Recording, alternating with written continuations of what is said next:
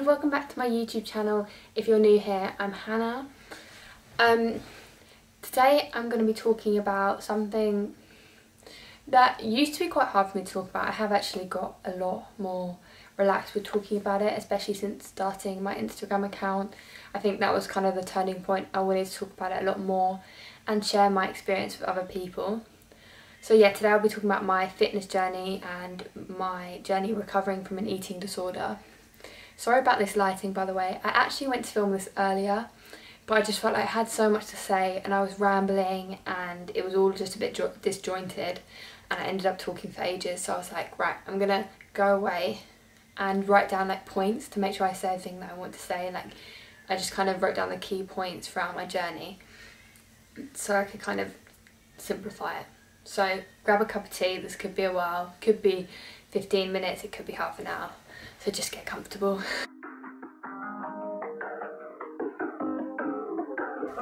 Let's start from the very beginning. So like I said, I made a few notes. So my journey started in 2014, so it's quite a long one. That's why I wanted to condense it a bit. So I was always a very petite child. I just want to make that clear. That I was always very tiny, really skinny, could eat anything I wanted. And obviously 2014 I would have been 13, and that was just when I was starting to hit like puberty and like having a growth spurt, so I was eating a lot. But you know what it's like when you eat a lot before a growth spurt. Most kids, or like most people, they sometimes get a bit chubbier before they grow upwards, if that makes sense. Everyone's different though, but I think that was kind of the stage that I was going through. But actually when it first started, it was 2014, I was still quite skinny, quite active. I did a lot, I was always very sporty, but I'd been at boarding school now for about a year and a bit. So yeah, I got sent off to boarding school. Long story short, I got a scholarship. My parents really wanted me to go. I didn't want to go, but I went and I settled and I quite enjoyed it in the end. And I made some great memories, but hindsight, it probably wasn't the best thing for me and it didn't do my mental health any good. So yeah, everyone at boarding school was all quite fit and healthy. Like all of the kind of like cooler girls in school were all into athletics and just, yeah, looked after themselves really well and just were very like, just seemed so put together on the outside. And I was like, okay, maybe I need to like get my stuff together. So yeah, I started to become a bit more like healthier and was a bit more conscious of what I was eating, but nothing harmless, like especially from the outside. It just looked like I was just decided that I didn't want to fill my body with crap anymore, and I just wanted to start like getting into running and just doing like general like exercises and like little body weight workouts and just, yeah, just looking after myself a bit more, so nothing bad. And then I went, so this started in like September of 2014, like towards the end of that summer holidays, and then I went back to school and it just started to spiral out of control. When I went back to school, I'm in complete control of what I'm eating. So when I went back, I would have been in year 9 and I was in like a senior house then. So like you go to mess and you choose your food for you, like food isn't put in front of you kind of thing, it's like a canteen. So I was really in control of what I was eating and what I was doing. So I started running a lot more and I also joined like the swimming like team like club. And then it got to the point like just sooner or later I quickly got addicted. The fact that I was completely in control, I soon got addicted and I started just getting quite competitive with myself. I was running in the morning and swimming in the afternoon, like doing a lot but not eating enough, and it just spiraled out of control basically. I saw myself losing weight and I liked the way I looked from doing all the exercise. I was building up muscle, which was great. And I was like, yeah, I like this, and you're gonna keep going. And it got to the point that I just kept going and I just got so addicted to seeing results that I knew I could see results quicker if I just cut down food, and like it was getting to the point I was just eating nothing. And I was using like all the sports and stuff to avoid like meal time, to be like, oh, I'm going swimming, like I've got swim training, and like would then like hide like in the toilets basically afterwards so I didn't have to go to dinner, which is just really sad really, isn't it? Like and then obviously my like matron of the house, who is like your kind of like mum in the house, she was a lovely lady. She like pulled me aside and just kind of said like, I've noticed that you've haven't been eating as much recently, you've been skipping meals, like a lot of the girls have noticed that you haven't been going, or you've been avoiding it, and then if you have, you look really uncomfortable the whole time, and just pointed it out to me. And I think that's when it came a bit more, like the picture was brought up to people. I was starting to get guilty if I ate anything that was deemed bad food, and I was getting upset and frustrated at myself, and just punishing myself with exercise, or just punishing myself mentally, like beating myself up my head, like, why did you do that, like, you're just out of control, like, have more self-control, you didn't need that, like, you're going to turn out fat, you're going to get fat. And yeah, and it's just like, it is, anyone who I know, like, who's gone through it or is going through it, it is tough, because you are in a battle with your own head, and there's no other way of putting it really. But yeah, at that point my matron pulled me aside and she said that she'd noticed something wrong, and that's when I got really defensive, and more people started confronting me about it, and it was getting to the point I like broke down in the canteen a few times, because people were like, why aren't you eating anything, come on Hannah, eat something, and I don't want to, and just I was losing friends from it, kind of thing. I was gonna start, yeah, it's just I was pushing people away because of this problem. So looking back at it now, I'm just like, that's not me. I'm a really sociable person, like, that is just not me at all. So yeah, a bit sad when I look back at it. And then around Easter time in 2015, so 4 or 5 months later, it was almost, I'd done too much damage. School sent me home and they said, we can't care for her here, said that I need to be with my family and try and get some help, because they have a medical site on the school grounds.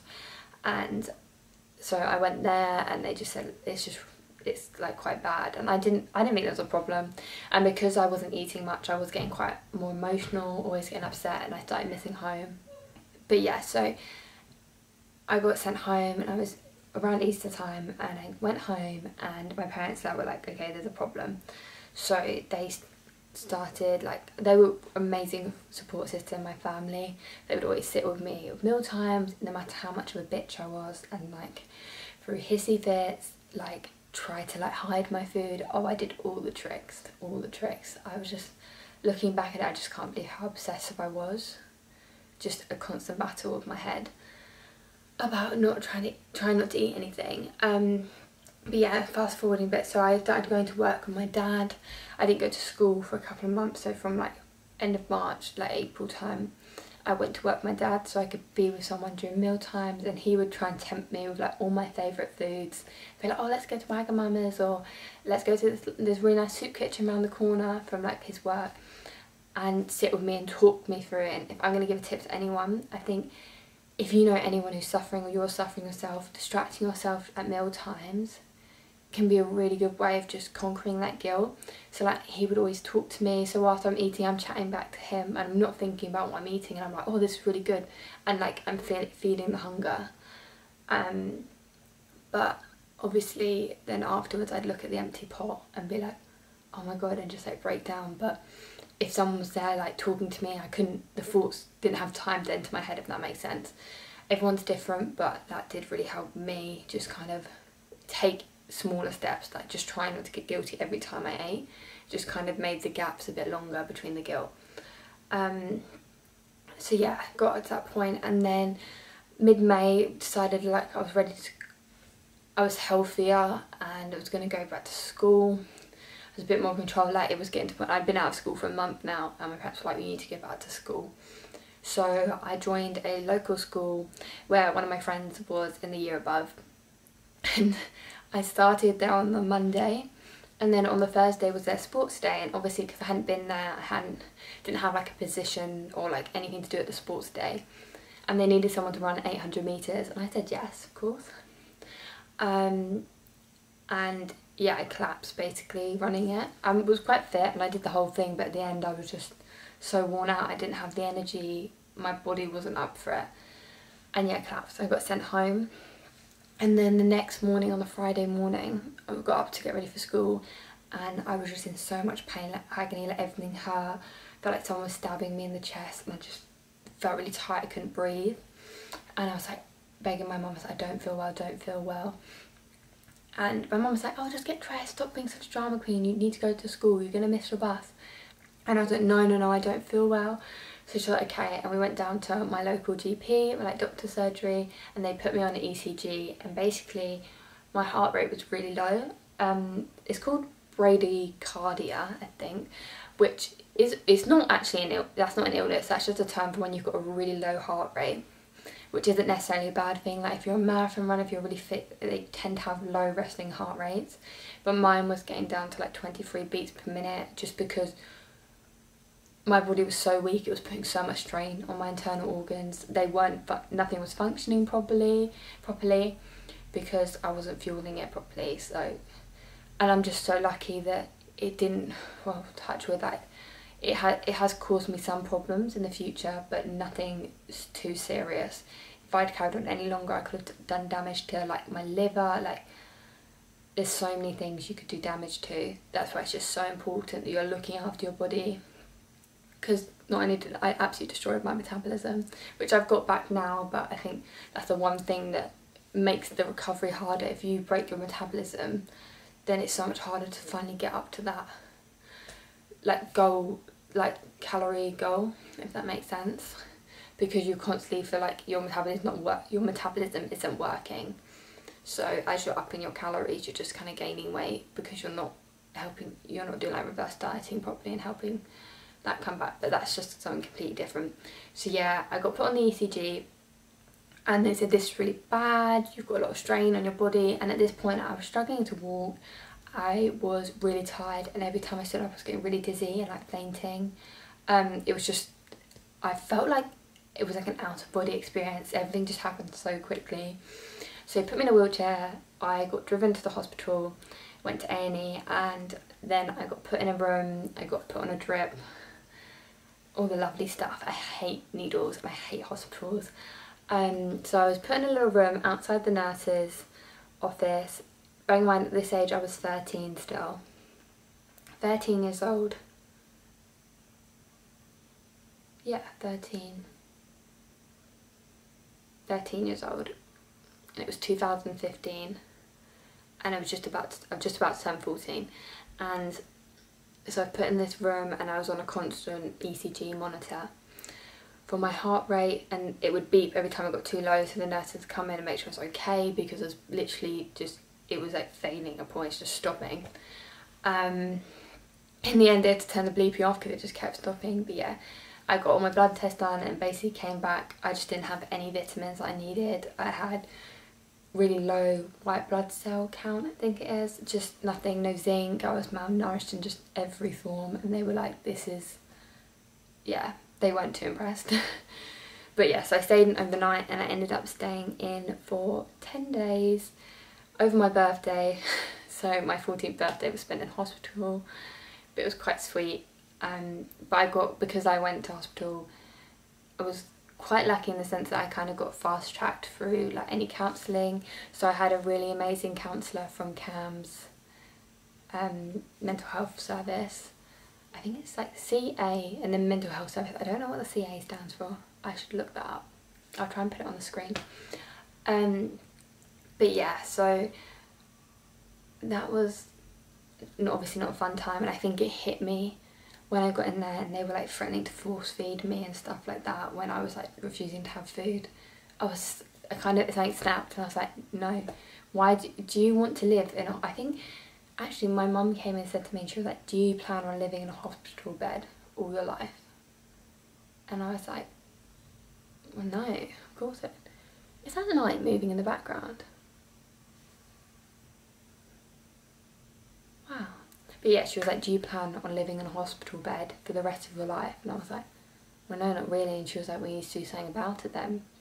So I would just eat anything they put in front of me. But I had nutritionists to make sure I brought my calories up safely. I didn't just start like binging and hurting my body in that way. So obviously I had a meal plan, everything like that. I was very well looked after. I couldn't be more grateful for the support I got. And yeah, so like I said, I got a counsellor, and when they decided that I was strong enough to be discharged, because at the first few days I just remember like I had to be escorted to the toilet. I just would collapse if I stood up. They did blood tests every day, and once like everything was up, they were like, right, you can go home if you would like.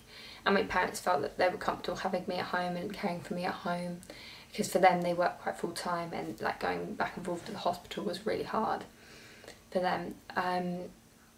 So yeah, I moved home and I had counselling once a week, and that was all going quite well, and we'd go as a family sometimes because that's what she liked to do. Her name was Deborah. She was absolutely lovely, and she did always say to me like, oh, I would love you to share your story, and I've never got back in touch, and I really should.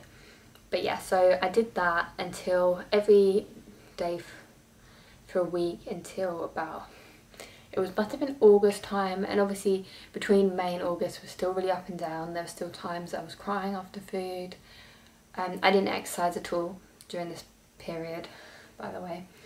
I actually had quite a nice summer. I just kind of did what I wanted, spent time with friends, and used that as a real sounding board and a distraction to the whole scenario. So yeah, I got to about August time and I went to a therapy session, and she weighed me every time, which I absolutely hated. And that session she told me that I was up to a healthy weight, and I actually saw the number on the scale, and it just like really hit me and stayed with me.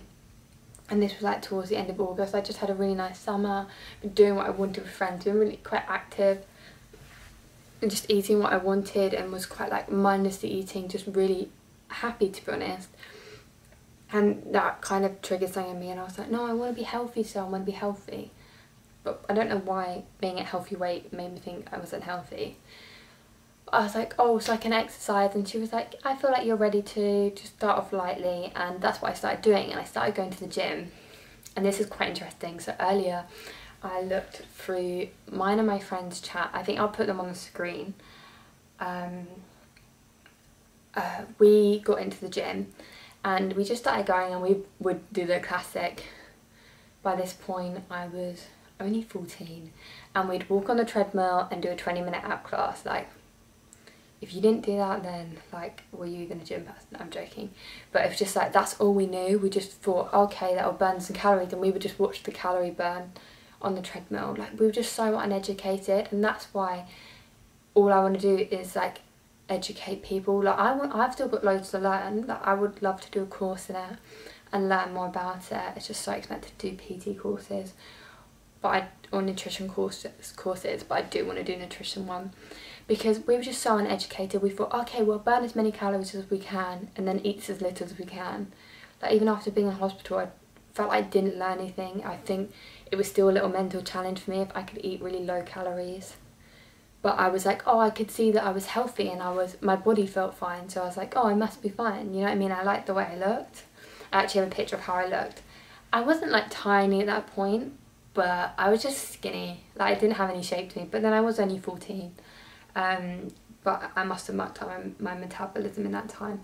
So I've got these things from like screenshots of MyFitnessPal, and like, it was like 627 calories in the day, or like other ones 440, and mine and my friends, I won't show my name, but like all of our like screenshots and like shared pictures on like our saved Snapchat chats from like 2015 are just low calorie recipes, screenshots of MyFitnessPal, and yeah, just things about eating and stuff, workout plans, which is really sad to think. And we were going all the time. We would go to the gym in the morning, go make some lunch, because I live quite near to the gym, and like I said, my parents were always out, and I don't know where my sister was at this point. I just don't really remember. And we'd go back, have lunch, and then we'd go back to the gym in the afternoon, just because we didn't really have anything to do, and we were like, oh, we just loved it. We're like, oh, we're such gym freaks. But realistically, it was a challenge for us. Like, we were addicted. And I think that was the point, that it wasn't the food. Well, I wasn't eating enough, but I was addicted to working out, and there was just a massive persona. We thought the key thing, and this was another big problem of mine, is that we were so uneducated that we were like, we would see people on the internet having their cheat days. So we would literally eat that little, like 600 calories a day throughout the week, and then we'd get to the weekend, get to Friday and be like, it's cheat day, let's have a cheat meal. And we would just binge and binge and binge. And it was getting to the point where it'd be like Friday, Saturday, Sunday was cheat day. So like technically we're making up the calories, but just that is just not a sustainable diet. We were so restrictive during the week that we were binging over the weekend. Like, I wouldn't say it was like a binge eating disorder. It was just like we thought that was okay. We were like, oh, it's just a cheat day. And honestly, I've always wanted to do the 10,000 calorie challenge, and we probably did it on one of those days. I remember a day being so full I thought I was going to burst. If you pricked me with a pin, I would have exploded. And yeah, I just don't know what to say about that. And I think that went on for quite a while.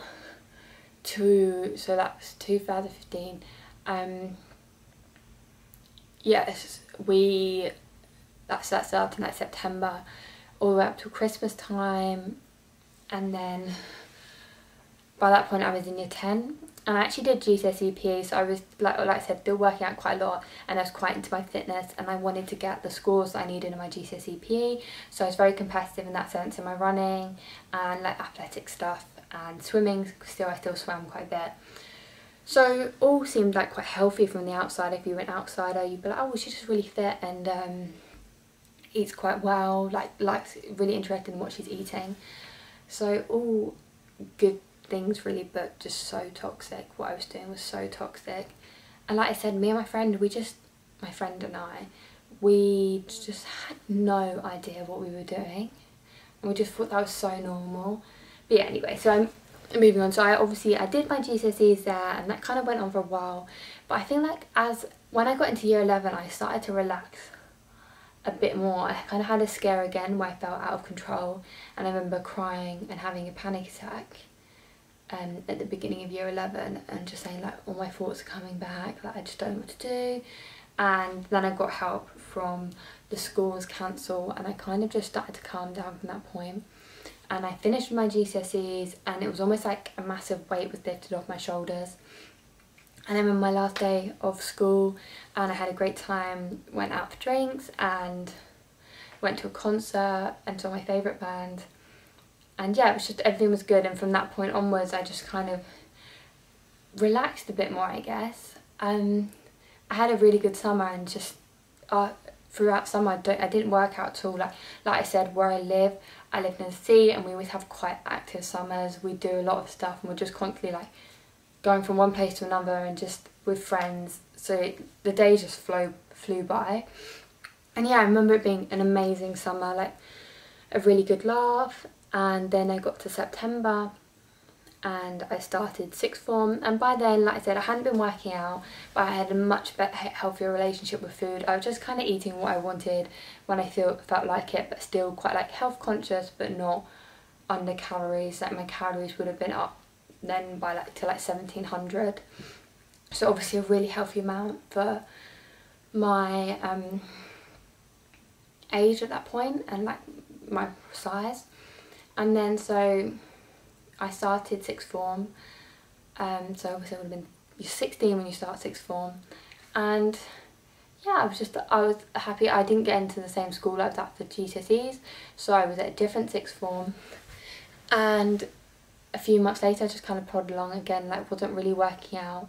I was still running and stuff like that, but not often. Just kind of started focusing on my A-levels, and also I think it's quite a social time in your life, so I was seeing a lot of friends all the time and going out and making new friends, because obviously I went to a new school, so I was just kind of focusing on not fitting in, because that shouldn't ever be a worry, but just like making sure that I was like looking after myself and like kind of setting myself a nice like support, if that makes sense. Like having friends is the best things you can have, having good friends. So yeah, a couple months forward, I actually met my boyfriend, now ex-boyfriend, in November time. I was saying this to my friend earlier. I was saying that I feel like when you first get into a relationship, you just lose your appetite. Like you're constantly doing things and you just forget to eat. And I think at the point I thought like it was unattractive to eat. in front of a boy, and I was really nervous. I really liked him, we just got on so well. So I used to be like, I'd go around there, he'd be like, do you want anything to eat? I'm like, no, it's fine, don't worry, like, just trying to play it cool. Which is just so silly, like, whereas now if you asked me if I wanted something, I'd be like, yes, please. But yeah, so, and then we started going out in January, and we just had an amazing year. Like, we did so much during the summer, and just working out wasn't my priority. I was just making memories, and obviously as soon as we got comfortable, we would eat in front of each other, and we would go out for meals and stuff like that, and I started eating a lot more, as you do when there's a boy around, because boys just eat so much more than you.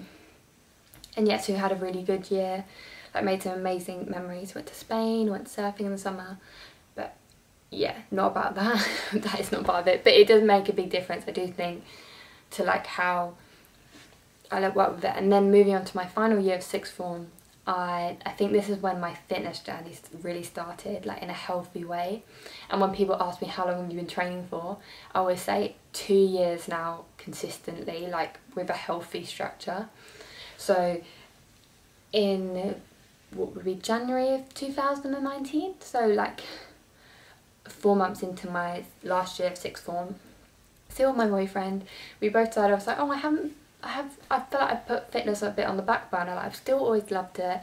So we started running together, and I started doing like bodyweight workouts, and obviously I've started to revise my A-levels, and I always found exercising as a great release and like revision break. So I started picking it up again, and I really enjoyed it, and I was like, oh my god, I've really missed this. And it was nothing unhealthy about it. I was still eating everything I needed to eat. I was eating enough, and that was just when everything really clicked for me. And I think, to be honest, because I had those like that year before and that year, my body had just like naturally sorted itself out. I'd looked after it, I was happy, I was stress free, and everything just kind of fell into place. And some people do argue this, your body wouldn't just naturally fall into its like figure, because at that point I look back at pictures and I was like, my figure was fine then. I just like, now I'm just a bit more toned and I'm stronger now. Like, I don't do it visually, I'm happy because now I'm stronger. I probably look quite similar, maybe a bit more like toned and muscular, but I'm stronger now, which makes me happier. So yeah, started doing my A-levels, did my A-levels, had another really good summer, went away, did lots of things, was still with my boyfriend, and then started my uni course. And again, like I moved, at that point I moved from body weight more into weight training, but I was doing a mixture of running, weight training, HIIT, body weight. I just like to mix it up anyway, like I still do that now. And then and that kind of brings us up to now really, when we went into lockdown, I started my fitness account, and yeah, so probably since like January 2019 I've had a pretty stable diet. I haven't counted calories. I don't think it's something I'll ever do again, unless I wanted to go on like a serious cut or something. But I just don't, I'm scared to be honest, I'm really scared to. I just think I will have the wrong mentality and I'll get addicted to it, and I don't need to. I'm not losing weight, if anything I'm gaining weight at the moment. I've been gaining a lot of muscle mass. If I start losing weight, then maybe I would, just to make sure I'm eating enough, but I know I am. And like I said, I just feel like everything's in equilibrium now. So yeah, I guess that's basically everything. I don't know if I've like missed out a big chunk, but yeah, 2019, since then I've been on a pretty good high with my fitness, very consistent.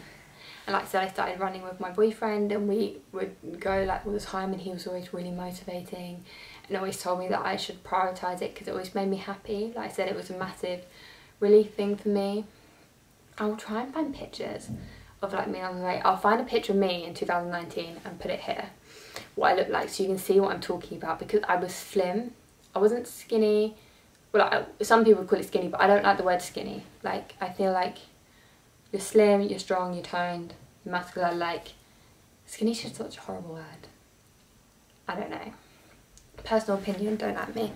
But yeah, I was skinny, but like I've just got more shape to me now, and I love it. Like, I enjoy weight training. I like setting myself goals and targets, and I can do that with weight training.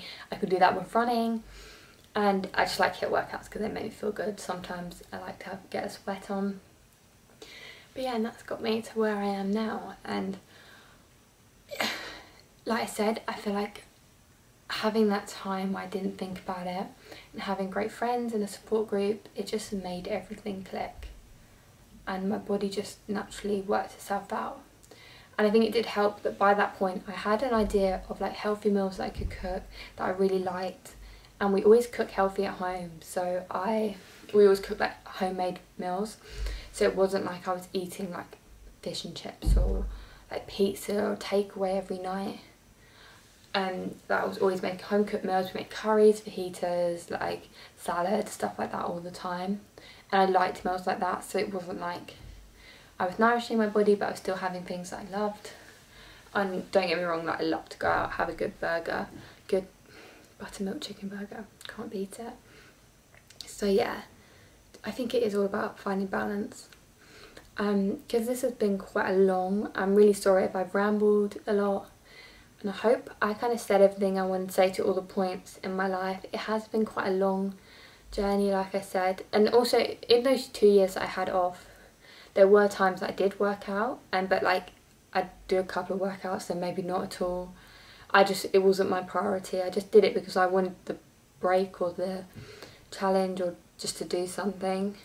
Maybe normally because I was bored, but yeah, like I said, it wasn't a priority. It sounds so cringe, but I was just making memories, and I don't regret it for the world because I'm still in a good position now. I'm healthy and I'm working out, and I've just, yeah. So yeah, thank you for watching. I hope I haven't rambled too much. Like, I'm going to put maybe a warning on this. I don't think I'm going to put any drastic images. I didn't take many images across my progress. I hated how I looked. I never took pictures, and I kind of regret it now because it'd be nice to look back at it and be like, I can't believe I thought that was okay. And I do have some, but I'll try and find them, dig them out the archives. But yeah, so quite a long journey. Thank you for watching and listening to me ramble. I know some people are really interested in this. Some people might find this quite hard to watch, and if so, I'm going to put like a warning in the description. But yeah. If you don't know much about eating disorders, or maybe you've got, to be fair, something I'd love to say, if you've got someone near you who you're worrying about and you want to kind of understand the concept of it, there's some really good films about it actually. I actually watched a film called, I think it's called Down to the Bone. Don't watch it if you... Well, you can watch it if you've had an eating disorder, to be honest, because it might make you realise the damage that you're doing to your body, and it's a sense of motivation, but other people could find it quite triggering. But I watched that and I cried my eyes out, and I was like, to think that I was in that position and I was really like that girl. So yeah. But yeah, thank you for watching. I think I'm going to do another video when I next do a chatty video about maybe like 5 habits that changed my life, and like 5 tips that helped me through my eating disorder recovery, because I feel like I couldn't throw it into this. I was talking about the whole thing. Yeah, and it just would have been so long. So yeah, I hope you enjoy this. I'm glad I kind of kept myself together. I feel like it's because I can't see the pictures. If I could see the pictures, I'd be a bit like, it's just a bit weird. I don't know how I feel about putting this on the internet, but I obviously talk quite openly about it on my page. And if you do want tips and stuff like that, or any kind of like motivational things on self-love, I have got like a guide on my Instagram page, and you can click on that, and all my posts that I've like written things about it are all in one section, and you can go and have a read through and just maybe motivate yourself, or maybe just read some of my tips, see if you agree with them, or yeah, just let me know your thoughts. But thank you for watching, and if you like this video, give it a thumbs up, and I will see you in my next video.